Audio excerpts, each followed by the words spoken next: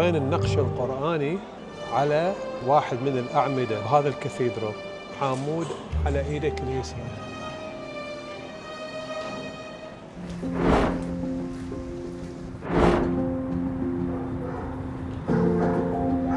شلون قاعد هاي؟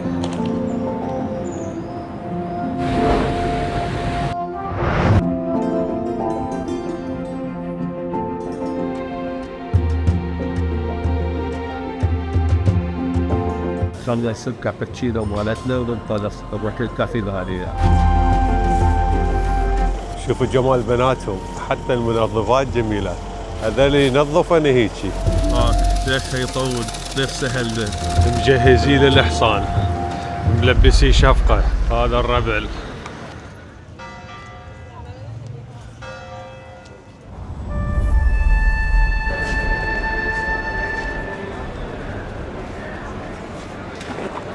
هسه احنا امام اهم معلم تاريخي وسياحي بباليرمو، كاتدرالية باليرمو. طبعاً واحد من ينظر لها خصوصا للابراج، هاي الابراج يحسها مثل القلعة محصنة. طبعا هو موقع عبادة قديم جدا، تحول الى مسجد على ايد المسلمين، وبعدين إلى كاتدرالية على إيد النورمانيين. وهسه رح ندخل للكاتدرالية.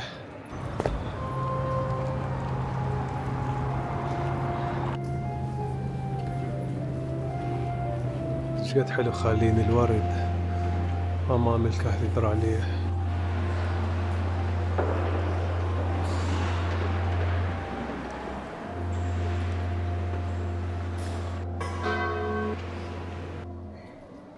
شوفوا الجمال اللي قدامي.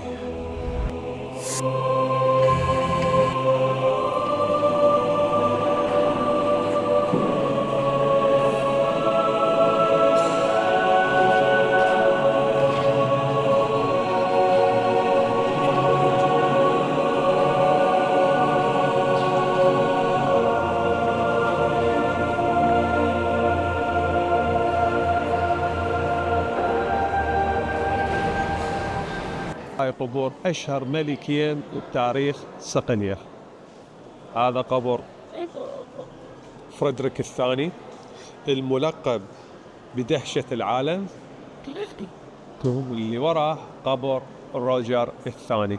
وهسه رح أعطيكم نبذة تاريخية عنهم، لأن حتى واحد يفهم باليرمو لازم يفهم شخصية هذولا الحكام الاثنين.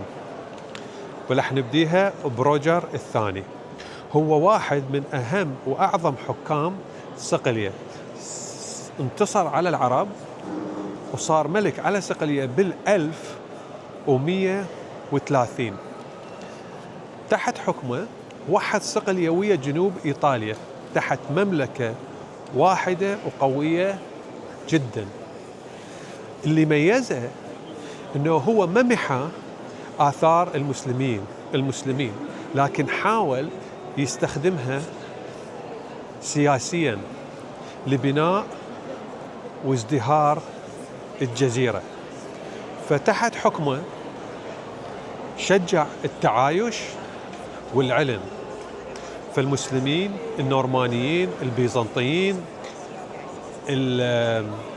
اليهود واللاتين تعايشوا بسلم.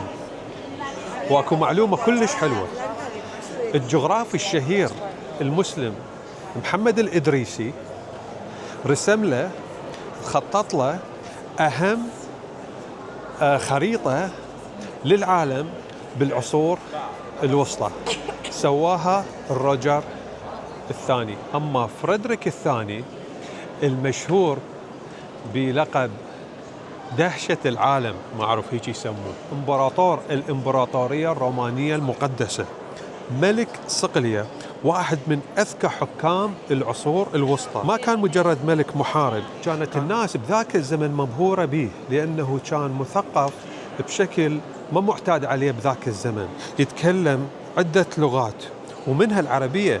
كان يحب يناقش العلماء المسلمين والمسيح واليهود بمسائل الفلسفة والعقائد والعلم. ذكائها قدر يستعيد القدس بالمفاوضات بدل الحرب بالحرب الصليبية السادسة، وهذا الشيء كان غير مألوف بذاك الزمن، كان نادر يعني. فهواي كانوا يعتبروه ويلقبوه أو ينظروا له بأنه ملك العالم. فباليرمو كانت مركز علم وازدهار بزمن. هذول أشهر ملوك صقلية. إذا رجر الثاني بنى أساس مجد صقلية، ففريدريك الثاني إجا وخلاها بأعز مجدها. دخلنا هذا المتحف، شوف النقوش، دق ذهب، اللباس كله ذهب. التطريز يرجع لل1200 والتفاصيل. شوف التفاصيل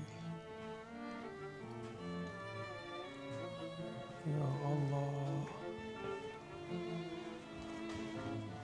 وحتى الشراشيب. وهاي القبعة ترجع لل1222.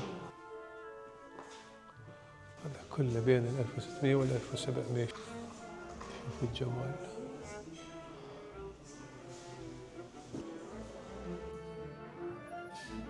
مو بس التاريخ، حتى أسامي المصممين هم يقولوا لك يا مصمم مصممها من ذاك الزمن. أدري هاي الحجرة وين لاقيها من 1200 وكسور. هذا المرمر يرجع أصلا لل1200. وهذا فن الباروك شفناه بالكنيسة. شوفوا الحفريات. هذا الصليب من 1300 مصنوع من خشب، وهذا بال1400. شوفوا جماله. هذا التطريز مو عبالك تطريز عربي. جمال هذا الكتاب اللي يرجع أصلا لل1400. شيء مذهل. كتابة اللاتينية ويا الرسوم. إذا بال1400 هيك كتبهم. الغرب بصراحة عندهم رقي شوية يختلف. وهذا مطلع لنا صبعة. هذا النحت من 1500.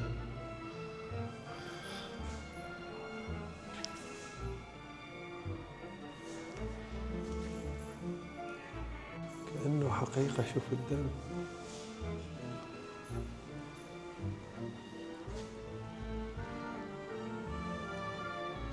شنو هاي؟ شوف التطريز كأنه عربي. شوف التطريز، شوف الدقة. اوه ماي جاد. شوف التطريز، زخارف. شوف شوف شوف شوف شوف شوف.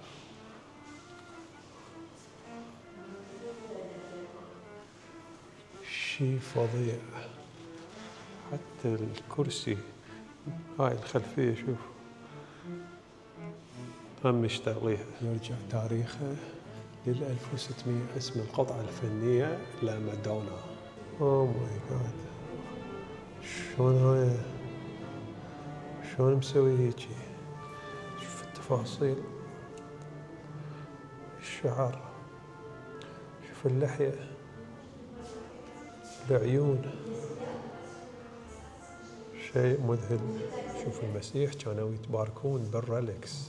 الريلكس معناها ذخائر المقدسة من أجسام القديسين، موتى القديسين مالتهم. أجزاء من العظام ومن الجسد ياخذوها ويتباركون بيها، تكون عندهم مقدسة، فيخلوها بهيك تحف فنية.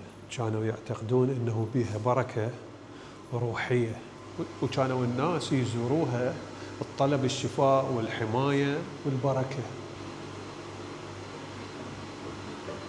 هاي كلها رسوم الموزاييك. هم مشهورين كلش. هذا كولكشن كلش مشهور بالنسبة لهم. من أشهر قطع السيراميك اللي هم أصلا مشهورين بيها. هاي جامعيها. بس أشوفكم المكان اللي هي أصلا صورة من المكان اللي كانت الأرضية من البناء اللي كانت هي عليه. هاي الأرضية كانت هكذا.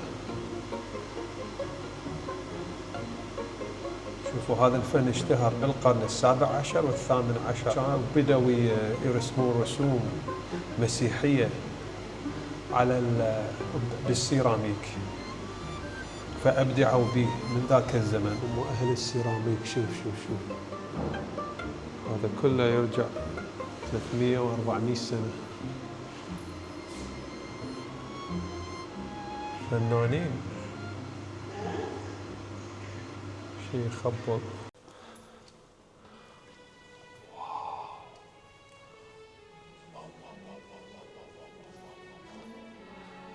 هاي شنو؟ هاي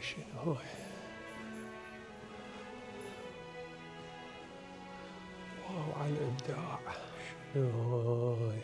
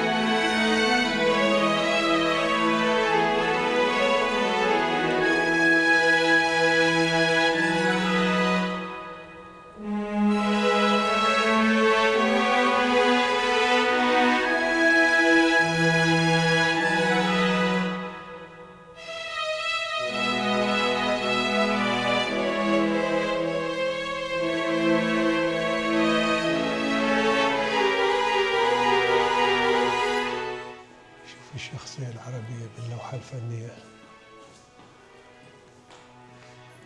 هذول رجال الدين شلون عيشة عايشين؟ إذا بال1600 و1700 بنص هيك ذهب وفن.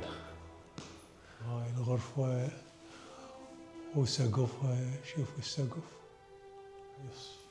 هاي اللوحة الفنية رهيبة،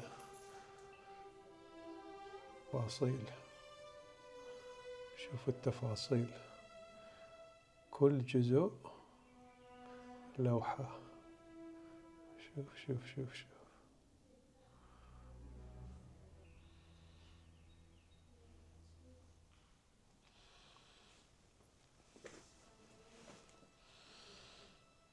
استلموا الساعات. شوف هاي الثريا ملونة. هاي غرفة لخ. شوف الحائط، السقف.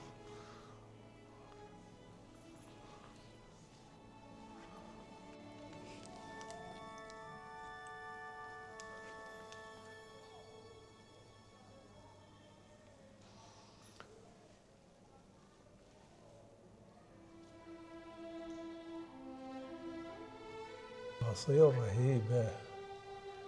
رهيبة بالله.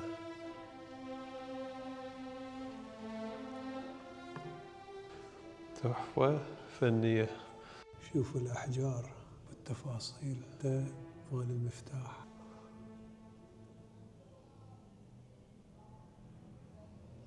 شوفوا المرمر، شوفوا اللزمة. هذا الجانب، هذا الكرسي كلش صغير. جمال. راح أشوفكم شيء صعب واحدنا يصدقه. أنا واقف أمام كاتدرائية باليرمو في جزيرة صقلية. شوفوا عظمة وهيبة هذه الكاتدرائية، وهذا مدخل الكاتدرائية، وهذه الأعمدة اللي شايلة حمل هذا البناء العظيم. تجي على هذا العمود تشوف نقش إسلامي. هذا النقش القرآني لسورة الأعراف بالخط الكوفي على هذا العمود.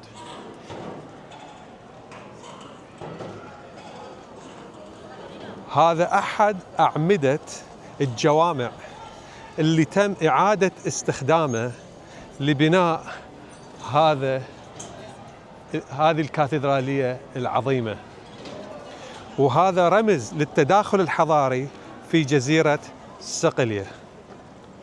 شيء فظيع هذا الرمز. أنا اجيت خصيصا أحد الأسباب الرئيسية اللي جابتني لهاي الجزيرة اللي ردت أشوفه بعيني.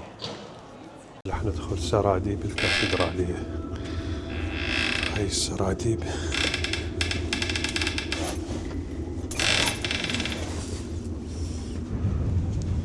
هسه ندخل للسرداب. وصلنا.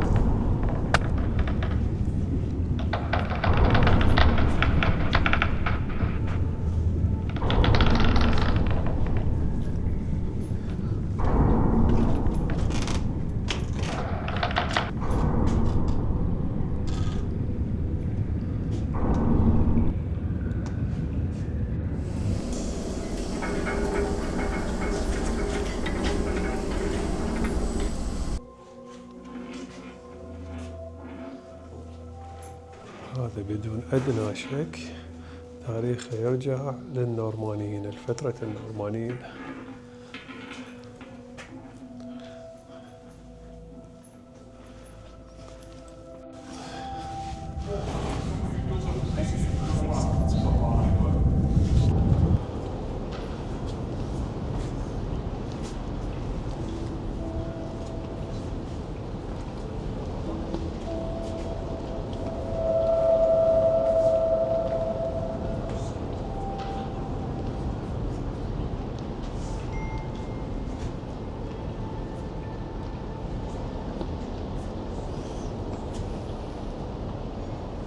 شوفوا شلون يذبوا لك الفلوس التبرعات. هاي التودة تتمشى جوا رجلك بالسرداب تشوف الفلوس. هاي هسه نزلنا السرداب الرئيسي والقبور.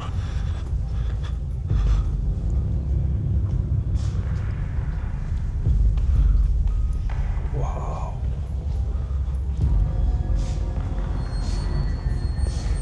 هاي شنو؟ وين احنا؟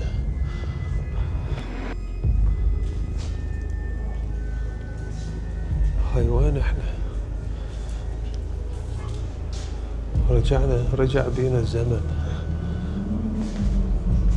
واو، هذا ايش قد قديم.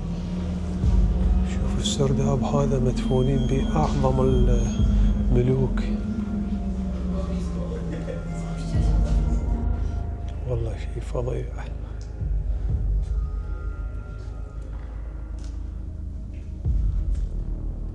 شيء مذهل.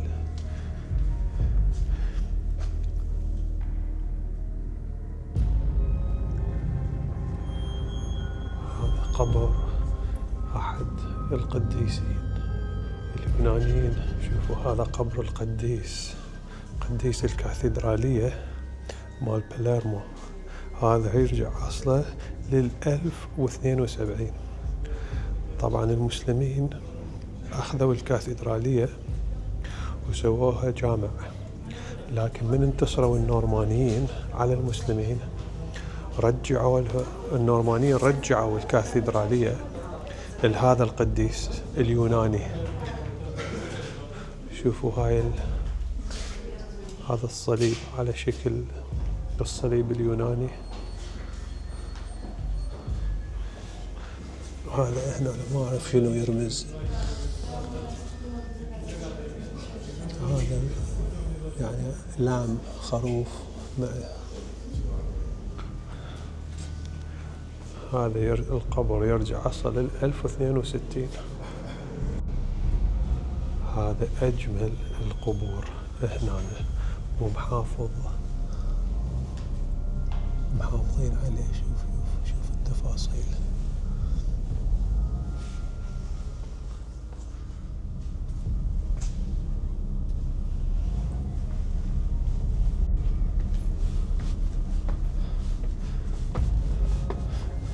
نرجع لل1000 وكسور.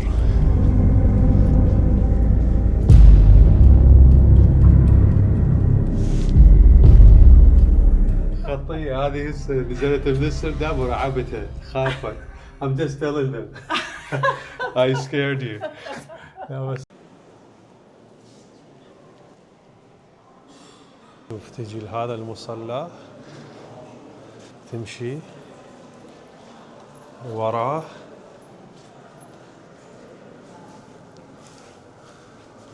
بعد هذا الدرج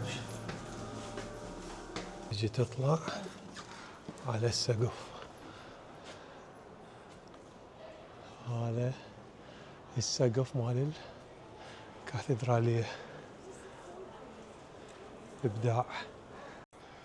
شوف أمامك شلون النقش الإسلامي والنورماني متداخل. شوف شوف شوف والجوثيك. شوفوا هاي يسموها الجوثيك. شوف الوجوه كلها متداخلة. شوف تداخل الحضارات شيء رهيب. شوف الحيطان. شوف المدينة من فوق.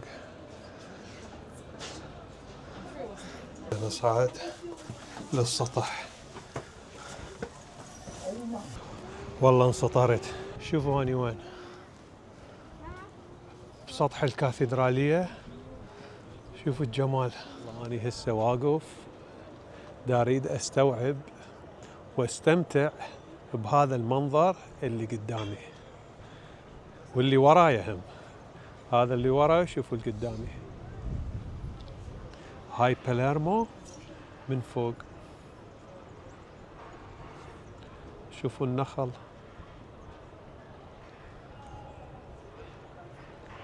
هذا المنظر من فوق كاتدرالية باليرمو.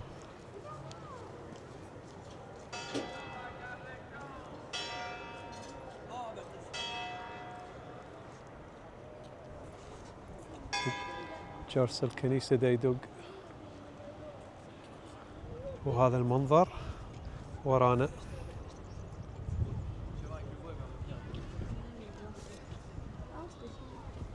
الجبال شوفوا.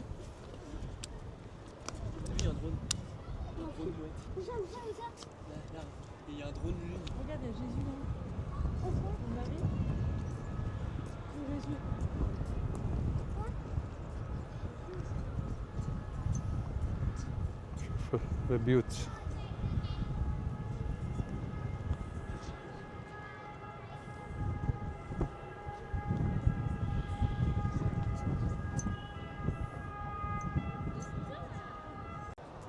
شوفوا جمال هاي التلال الجبال الخضراء.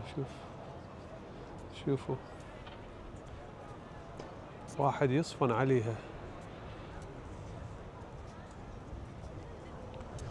من هنا البحر. هذاك هو البحر.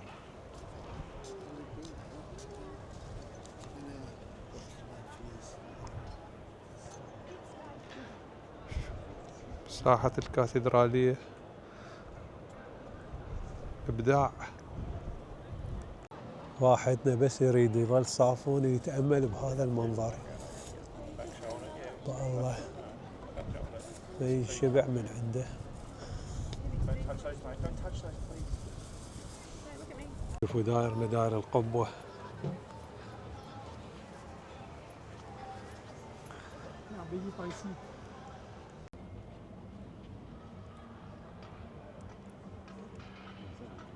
المشي داير مدار القبة.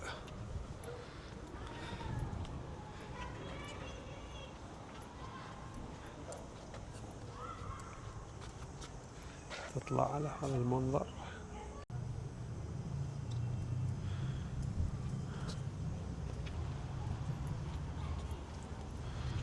وهاي القبة هم مشيناها.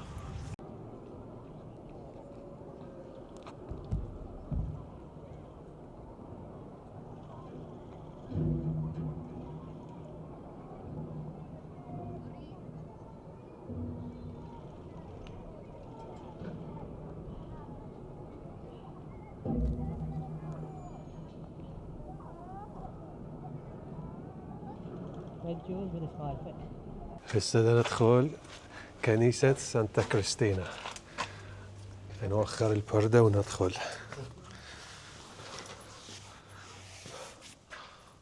ويلي يا الله، هاي شنو؟ كله يشتغلون قديم عمي، كله يشتغلون قديم.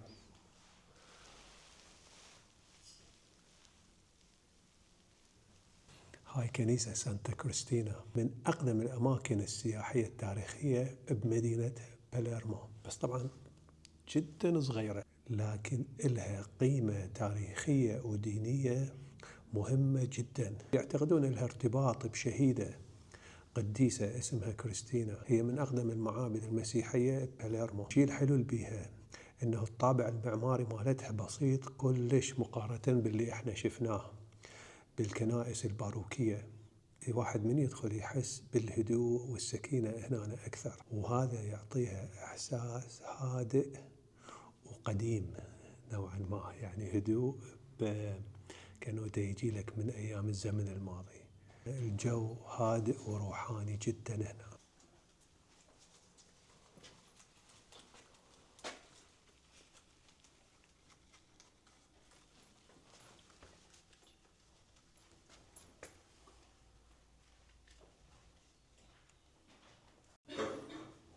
طبعا هاي زمنها يرجع قبل العرب بباليرمو، يرجع الزمن البيزنطيين أعتقد.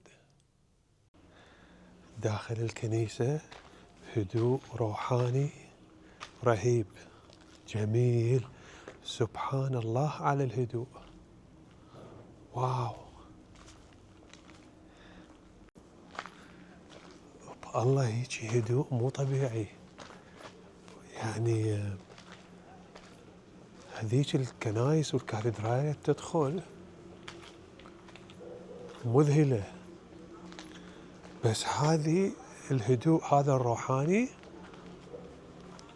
قبل يضربك سبحان الله. والله هذا الإحساس أريد أرجع له، ما راح أنساه. كنيسة بهالبساطة وبهالحجم الصغير، لكن تعطيك هدوء وسكينة بعمق يعني. هاي قعدتنا، اخذنا قطعتين بيتزا من هذا المطعم. شوفوا هاي البيتزا منظر قدامنا. هاي البيتزا دمار.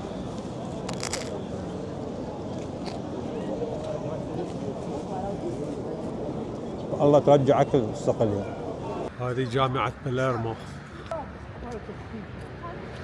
غريب عليها الفراعنة، شميت نسمة البحر. شوفوا هسه اجينا هنا حرامات صار ما بعد الغروب وصولنا هنا، بس هاي أول لمحة إلي للساحل بصقلية. هذا المكان مكاني، باكر اجي العب رياضة هنا. اخلطنا الكرفانات هذول يبيعون اكل هنا على البحر. شوف الناس قاعدة على البحر، وهذاك هو البحر، جبلهم منا.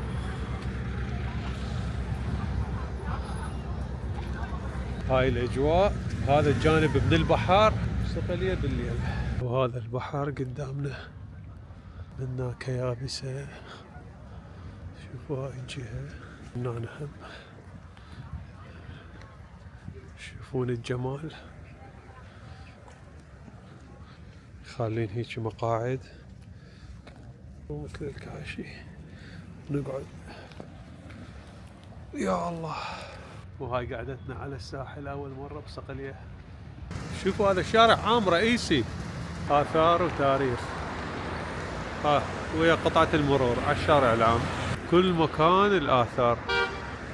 صقلية، هي صقلية عبارة عن تحفة فنية لها آثار، شي فظيع. الإيطاليين هيك يقعدون. هاي شوفهم، هاي قعداتهم، شوف حتى جايين ويا الطفل. هاي شوف الهوسة، هاي الهوسة مالتهم. شوف الأماكن ايش قد حلوة، تشوف شوف العرض، هاي كلها هنا. هاي شوف كلها هيجي تقعد. وينها؟ ماكو كنيسة؟ بلكت كنيسة على اليسار تطلع عنا، لازم تطلع كنيسة دربونة. يلا بالكونات، هاي شفت؟ هاي على فكرة على طول الدربونة هنا، شوف هاي شوف بالكونات وحارة أهلنا. شوف هاي هنا هم مكان قاعدة، بس هنا هذا كنيسة، شفت؟ كنيسة، كنيسة استلم. والله الصقلية تخبط. عشاء مناطقهم الشعبية وعلى موسيقتهم، عشانة باستا بحرية بالمسلز والروبيان. لح نسوي بينه هاي الباستا، خلي ننزل بسرعة لأنه شكلها يخبل. لو هيك في باستا لو لا.